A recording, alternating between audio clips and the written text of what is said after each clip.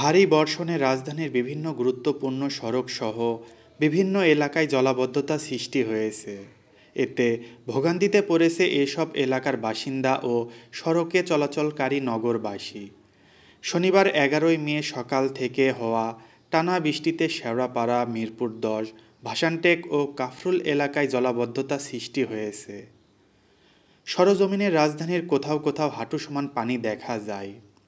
এতে সবচেয়ে বেশি ভোগান্তিতে পড়েছে অফিসগামী ও জরুরি প্রয়োজনে বের হওয়া সাধারণ মানুষ। হাঁটু পানি ঠেলে বিভিন্ন গন্তব্যে যেতে দেখা যায় সাধারণ মানুষদের। চলতি পথে হঠাৎ কোনো গাড়ি চলে আসলে জলাবদ্ধ পানির ঢেউয়ে আরও বিপাকে পড়ছেন তারা। এছাড়াও সড়কে জলাবদ্ধ হয়ে থাকা পানি ঢুকে পড়ছে বাসা বাড়িতেও। এতে আরও বিপাকে পড়েছে স্থানীয় বাসিন্দাসহ ভাড়াটিয়ারা। পানির কারণে দোকানপাটও খুলতে পারেনি অনেক দোকানি।